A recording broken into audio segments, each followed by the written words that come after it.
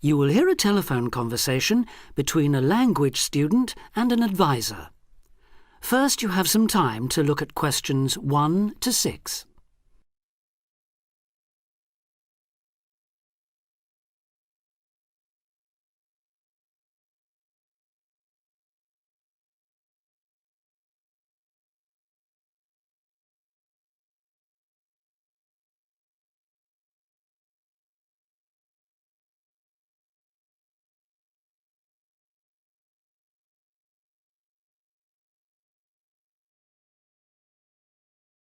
Now we shall begin.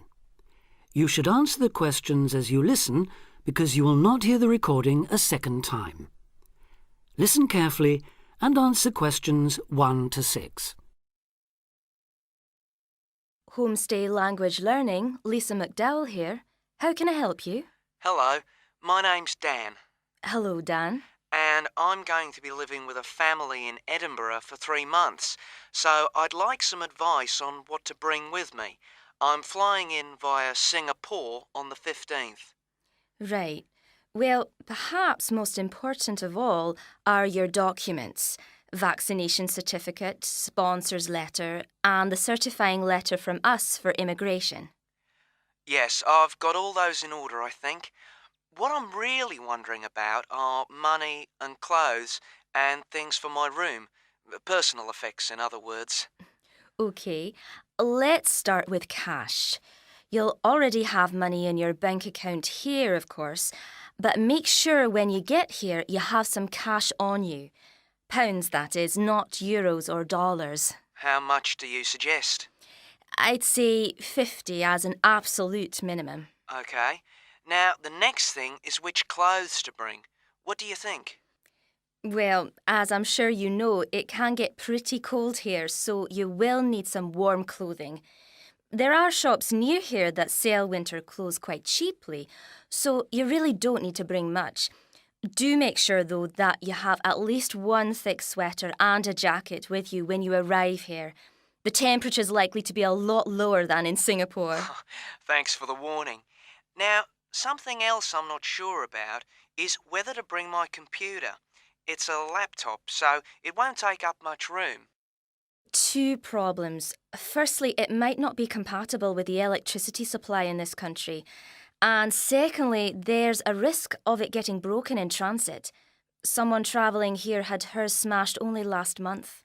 But surely I can carry it as hand luggage. Usually, yes, but because of all the tight security right now, you may have to check it in. So my advice is to leave yours at home. OK, I think I will. Is there anything else you'd advise against bringing? Well, you won't need household or cooking things. They'll all be provided. And importing food, of course, isn't allowed by customs, though I imagine you already knew that. Well, yes. But there are 1 or 2 things I'd suggest you find room for in your suitcase. Yes? Perhaps a few of your favourite cassettes or compact discs. Of course, you might be able to find them in the shops here, but then again, you might not. That's a good idea. Anything else? Yes, some photographs of people and places that are special to you could be nice. They can really make your room feel like home. It's just a thought. I'll see if I've got a few good ones. Before you hear the rest of the conversation, you have some time to look at questions 7 to 10.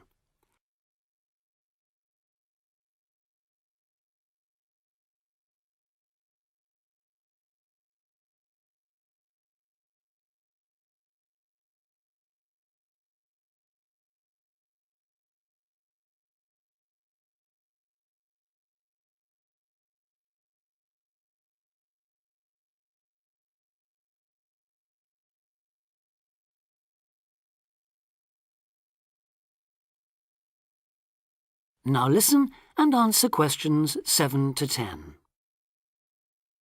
Just a few points about packing. Make sure all your cases are clearly labelled, in English, with your host family's name and address. Just in case they go missing on the way. It has been known to happen. What name do I write, by the way? It's Wark. Lewis and Amy Wark. So that's W-A-L-K? It's actually WARK. But we'll be posting full details to you later this week. Right, fine. And I'd better put some essentials in my hand luggage, enough for a night or two in case, as you say, anything happens to my main cases. Yes, I'd recommend a change of t-shirt and socks and so on, plus any medication you may need, and a toothbrush, of course. And my tights. Your tights? Yes, for the flight. Wearing them helps prevent deep vein thrombosis when you're flying long distances, not getting any exercise. Oh yes, I've heard about that. Now, talking about exercise, there's one last thing. When you've packed your baggage, check you can carry it, all of it, at least 500 metres without any help. You may have to do that. Okay. Well, thanks for all your help. You've cleared up a lot of points. Oh, you're welcome. Have a safe journey, and we'll look forward to seeing you next month. Bye. Bye.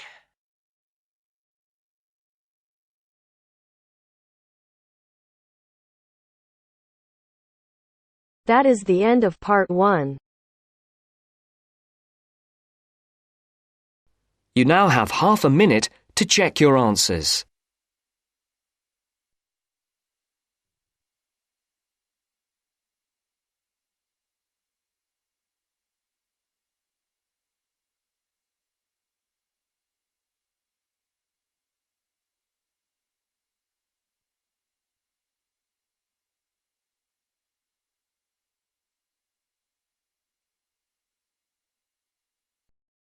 Now turns to part 2. Part 2.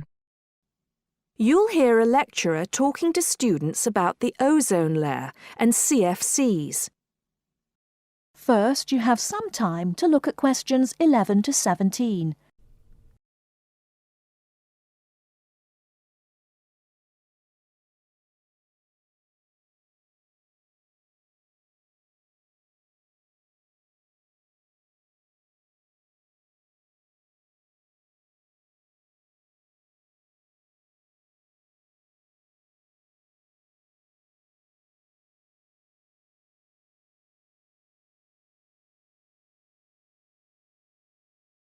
Now, listen carefully and answer questions 11 to 17.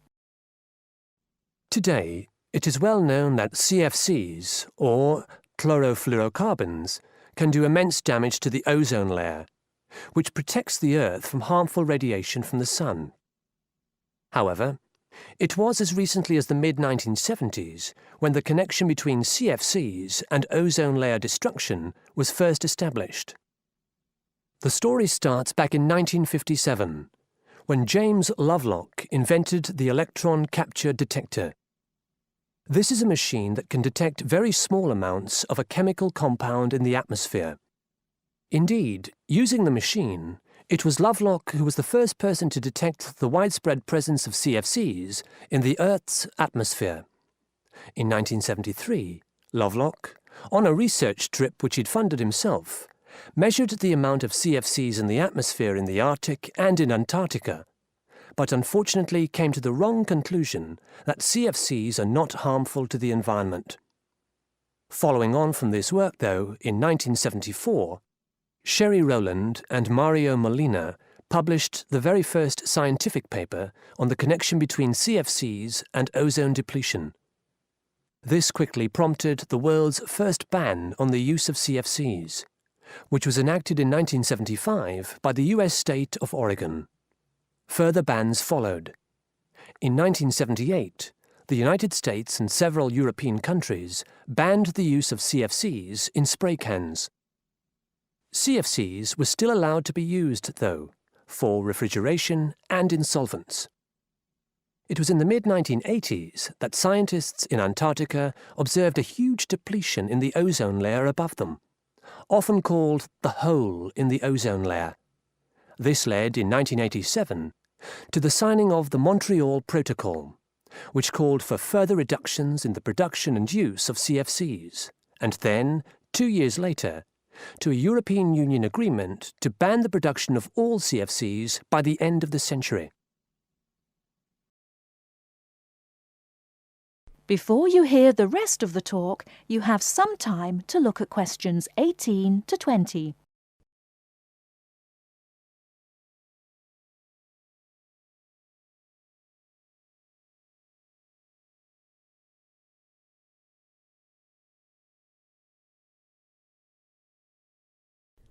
Now listen and answer questions 18 to 20. So why exactly are CFCs so harmful? One of the reasons CFCs were so popular in the production of solvents and refrigeration coolants is that they are unreactive. That is, they don't react easily or at all with other chemical compounds. It's this property, however, that also makes them dangerous. Because they are unreactive, it's very difficult for them to be broken down. This gives them a long lifespan, more than 100 years in some cases, and allows them to rise into the upper levels of the atmosphere, the stratosphere, unchanged. There, ultraviolet radiation from the sun starts to break them down, freeing the chlorine atoms from the CFCs. It's this chlorine that helps destroy the ozone layer.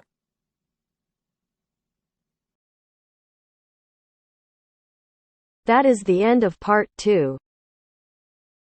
You now have half a minute to check your answers.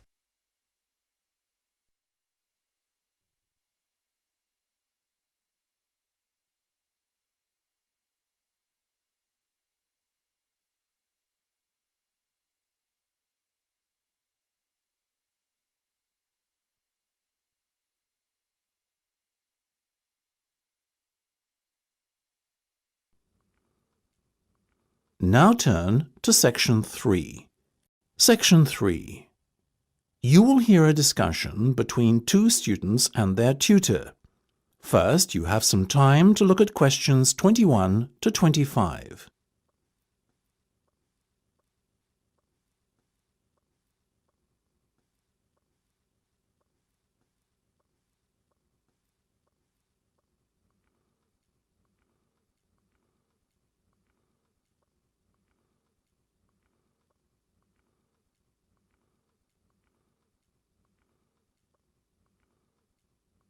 Now listen carefully and answer questions 21 to 25.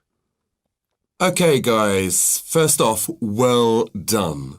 That was a very good presentation yesterday. Now I'm just going to ask you questions about it before I give you my feedback. That okay? Sure. Of course. Right. Well, in that case, tell me, Niall, why did you choose to talk about Rafael Nadal? To tell you the truth, I didn't.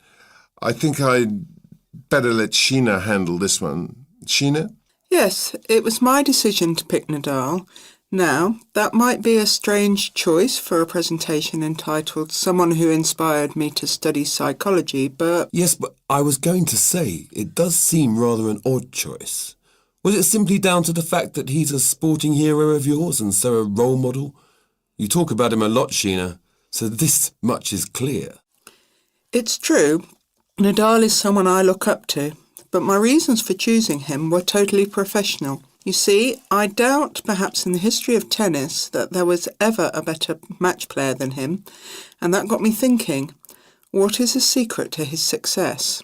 How does he control his nerves so splendidly? The more we started to look into his background, the more I realised Sheena was right. Nadal was a perfect candidate for this study. He is, on so many levels, a very well-balanced character, and it was fascinating to gain an insight into the mind of this great champion over the last few weeks. I'll admit that I was at first somewhat unsure about whether or not I should back Sheena on this one, but it didn't take long for our research to put us at ease. So, while most of the students were researching Freud and other visionaries in the field of psychology and psychoanalysis, you were looking into a present-day sports star? Does that not strike you as a little odd? Of course, we knew it was a risk. After all, there was a danger that no one, least of all you, would take us seriously when we stood up on stage and started our presentation. That said, I think it is in the spirit of psychology to be inquisitive and adventurous and not just stick to the conventional. Otherwise, how would the field have come so far, as it has done already? Well, I must say, your risk certainly paid off. Yours was, without a shadow of a doubt, the most interesting and original presentation I saw. And judging by the reactions of the other students, I would have to say that everyone else was equally impressed. Thank you. I'm so glad you think so. Yes, but notwithstanding your excellent presentation content, we must remember that the marks for this project are awarded based on a number of criteria, and we'll examine those in a few minutes. But first, another question. Where did you find your sources? Well, and I don't quite know how we managed it, but we were able to secure a face-to-face interview with Nadal while he was over here for the Wimbledon Tennis Championship, so we weren't reliant on newspaper articles and interviews or any other forms of secondary sources. We did, however, find the library's sports archive an invaluable backup aid to help us fill in the gaps and piece together our interpretation of what makes Nadal such a mentally strong champion. Before you hear the rest of the discussion, you have some time to look at questions 26 to 30.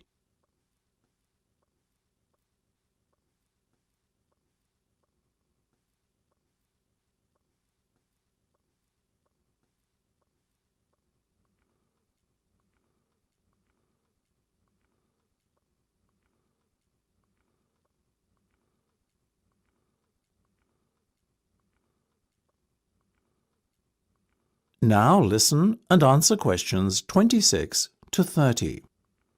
Okay, well, as I said, congratulations again for your excellent work. Now it's time for my feedback. The first area where marks were awarded is in your use of equipment. I felt that had you not been a little too reliant on the overhead projector, and had you, for example, used the interactive whiteboard and audio equipment a little more effectively, you would have received top marks in this section. As things stand, though, your use of equipment was still very satisfactory. It's just a shame as it was an opportunity missed to score full points. The next area I was asked to assess is content. As you might have guessed, I simply can't fault you on that. Highly original work, so well done. As for your timing, I felt that the two of you were a little too over-rehearsed, so the presentation felt, at times, a little robotic. That said, again, it was very satisfactory, and you would get full points for effort. Sadly, though, there is such a thing as trying too hard, and that cost you top marks here, I'm afraid. Oh, I see. Right. What was particularly impressive, though, was the thick handout you'd prepared for everyone. I took it home to read through it afterwards, and it was very well written. But not alone that, it also enhanced my experience of the presentation itself on the day, as I was able to refer to the handout for further information on what was being discussed and to answer any questions I had. Very nice. As for your level of interaction, well, you had so much that you were intent on packing into your 20-minute time slot that sadly you run out of time at the end, which left no room whatsoever for interaction and no one had the chance to ask you any questions. You've probably guessed, therefore, that you did worse than average in this department, and unfortunately, your score will have to reflect this. Oh my goodness, everything sounded so positive at the start. That is a big disappointment. We worked so hard. Now, don't be so quick to get deflated. Remember, your presentation skills only count for 15% of the project grade. Your score in this assessment, even if it were terrible, would still not be enough to prevent you from getting top marks overall. It's very hard to score well in the presentation assessment anyway, so believe me, you both did reasonably well. Thank you. I wish I felt like that. Yes, your feedback was very constructive. We're just a little disappointed with ourselves. Why? That's the end of section 3. You have half a minute to check your answers.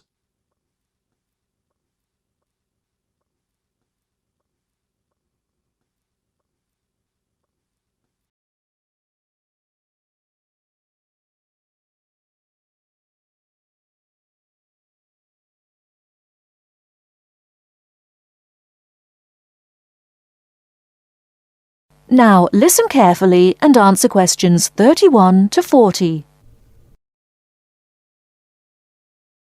Cheese is one of those foods that we tend to take for granted as always having been with us.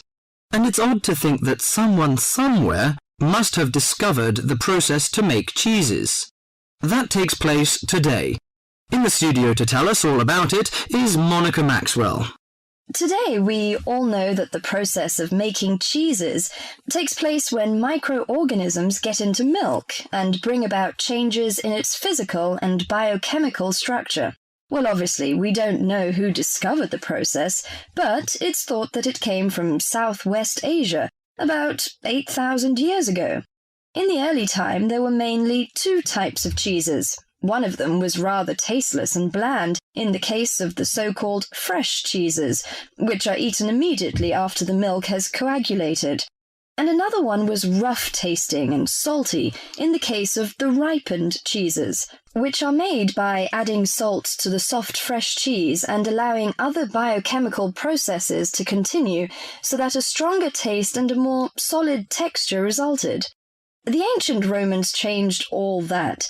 They were great pioneers in the art of cheese-making, and the different varieties of cheese they invented and the techniques for producing them spread with them to the countries they invaded.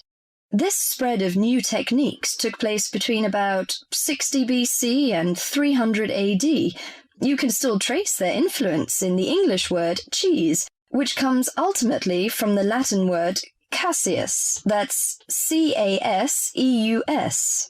At this stage in history, people weren't aware in a scientific way of the role of different microorganisms and enzymes in producing different types of cheese, but they knew from experience that cheese's tastes were relevant to something.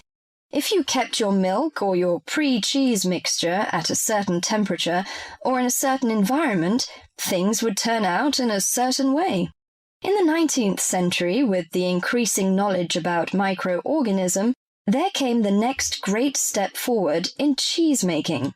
Once it was known exactly which microorganism was involved in the different stages of producing a cheese, and how the presence of different microorganisms affected the taste, it was possible to introduce them deliberately and to industrialize the process. Nowadays, cheese is made on a large scale in factories, although the small producer working from his dairy farm continued to exist and still exists today. Cheesemaking moved very much into the world of technology and industrial processes, although because the aim is still to produce something that people like to eat, there's still an important role for human judgment. People still go round tasting the young cheese at different stages to see how it's getting on, and may add a bit of this or that to improve the final taste. Whatever the scale of production, there is still room for the development of art alongside the technology. That is the end of part 4. You now have half a minute to check your answers.